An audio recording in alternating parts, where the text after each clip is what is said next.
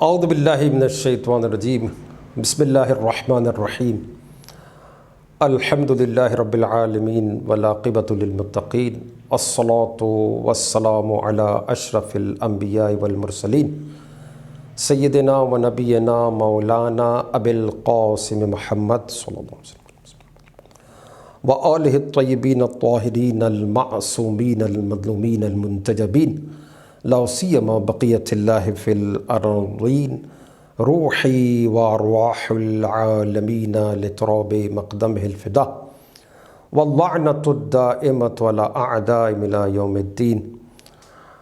آپ قصہ T V دیکھ رہے ہیں۔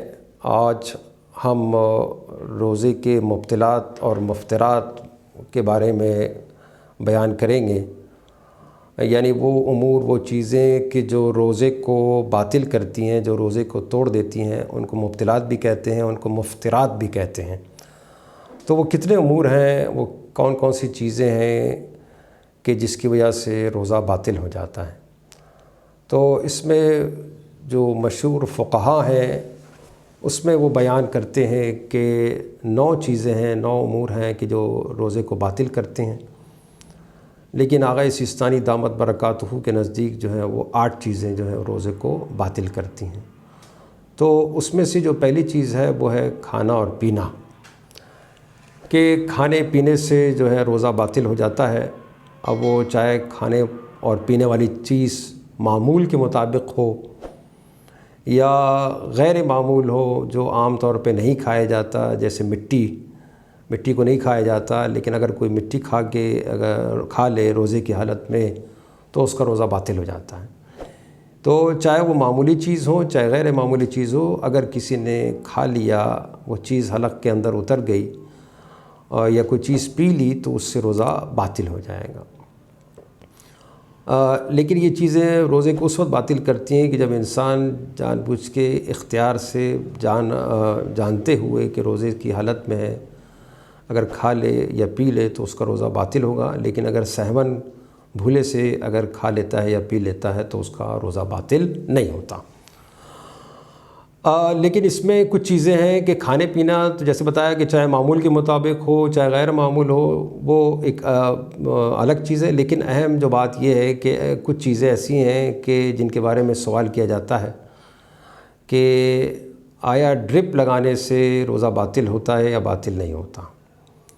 تو آغا سیستانی کے نزدیک کوئی بھی ڈرپ ہو، کوئی بھی انجیکشن ہو، چاہے غذا کا ہو چاہے دوائی کا ہو چاہے تقویت کا ہو، ڈرپ لگانے سے روزے کی حالت میں یا انجیکشن لگانے سے، چاہے انجیکشن اس سے غذا کا ہو، دوائی کا ہو، چاہے سن کرنے کا ہو، اس سے روزہ باطل نہیں ہوتا، مفطرات میں سے نہیں ہے۔ تو لہٰذا ڈرپ میں بھی یہی ہے، ڈرپ سے بھی روزہ باطل نہیں ہوتا، کوئی بھی ڈرپ ہو، اور انجیکشن بھی روزے کی حالت میں لگانے میں کوئی مسئلہ نہیں ہے، خون نکالنے میں کوئی مسئلہ نہیں ہے، خون بھی نکال سکتے ہیں، اس سے روزہ باطل نہیں ہوتا۔ لیکن بعض فقہا کے نزدیک جو ہے وہ اگر تقویت کا ڈرپ ہے اور غذا کے لیے تو اس میں وہ منع کرتے ہیں، لیکن آغا سیستانی کے نزدیک اس کی اجازت ہے، تو یہ مفطرات میں سے نہیں ہے، روزہ باطل نہیں ہوتا۔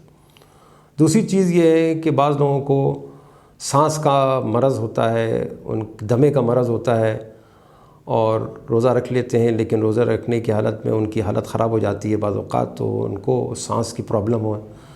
تو سوال یہ ہوتا ہے کہ آیا روزے کی حالت میں پمپ، اسپرے اور انہیلر لینا آیا روزے کو باطل کرتا ہے یا نہیں، اس سے روزہ باطل ہوتا ہے یا باطل نہیں ہوتا؟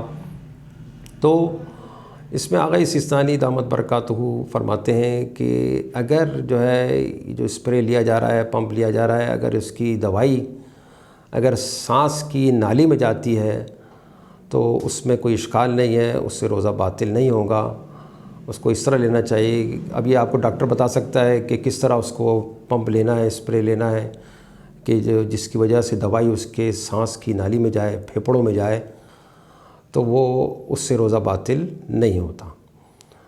اور دوسرا مسئلہ یہ ہے، تیسرا مسئلہ کہ جو پوچھا جاتا ہے اور پیش بھی آتا ہے کہ دوائی لگانا آنکھوں میں اور کان میں یا ناک میں جو ڈراپ لگانا، دوائی لگانا، دوائی ڈالنا، یہ اس سے روزہ باطل ہوتا ہے یا باطل نہیں ہوتا؟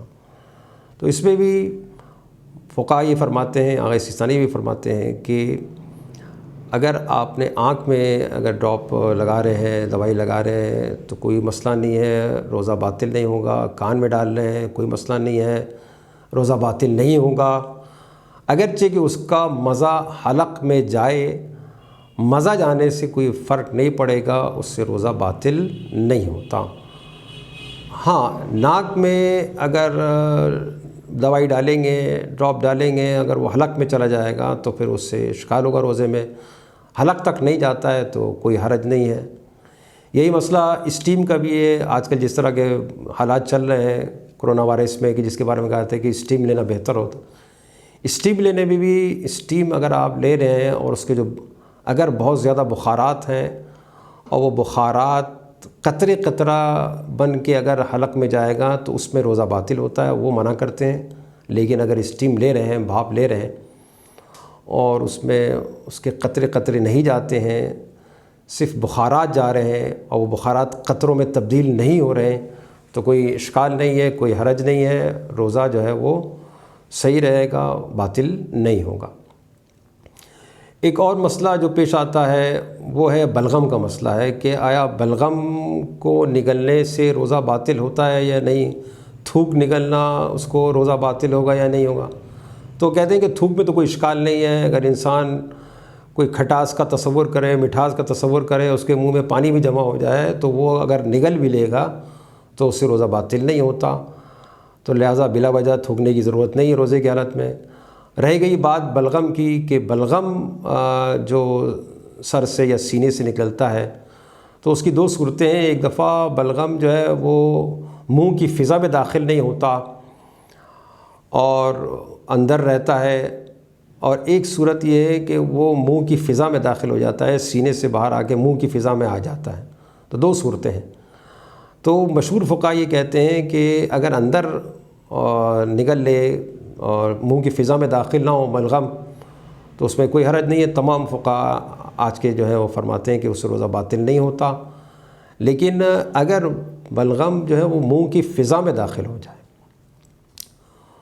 اور اب اس کے نگلنے میں کیا حکم ہے، تو اس میں آغا سیستانی کا مسئلہ تھوڑا سا آسان ہے. وہ فرماتے ہیں کہ احتیاط مستحب ہے کہ اس کو نہ نگلا جائے، لیکن نگل سکتا ہے اگر منہ کی فضا میں بھی داخل ہو جائے بلغم اور اس کو روزے کی حالت میں اگر نگل بھی لے تو اس سے روزہ باطل نہیں ہوتا. لیکن احتیاط یہ ہے کہ ایسا کام نہ کرے، اس کو کہتے ہیں ہم احتیاط مستحب. تو اس سے روزہ باطل نہیں ہوگا، لیکن بہتر یہ ہے کہ اس کو نہ نگلا جائے اور تھوک دیا جائے. تو یہ کچھ مسائل تھے کہ جو روزے کے حوالے سے کہ وہ چیزیں جو کھانے پینے سے جن سے روزہ باطل ہو جاتا ہے، اور یہ وہ ہیں کہ اگر بھولے سے، پھر میں کہوں گا کہ اگر بھولے سے کھا لے تو اس سے روزہ باطل نہیں ہوتا. جان بوجھ کے عمدن اگر کوئی چیز کھائے تو اس سے روزہ باطل ہو جائے گا. برش کے حوالے سے بھی روزے کی حالت میں ٹوتھ برش کرنا کوئی مسئلہ نہیں ہے. بس خیال یہ رہے کہ پانی یا برش جو ہے وہ جو ہے ٹوتھ پیسٹ جو ہے وہ حلق کے اندر نہ جائے. اگر حلق کے اندر نہیں جاتا ہے تو برش کرنے میں، مسواک کرنے میں اور کوئی منجن لگانے میں روزے کی حالت میں کوئی اشکال نہیں ہے. بس یہ ہے کہ انسان جو ہے وہ اس کے طریق کو نگل نہ لے، اس کا خیال رہے کہ وہ چیز حلق میں نہ جائے. وصلی اللہ علی محمد وآلہ الطاہرین.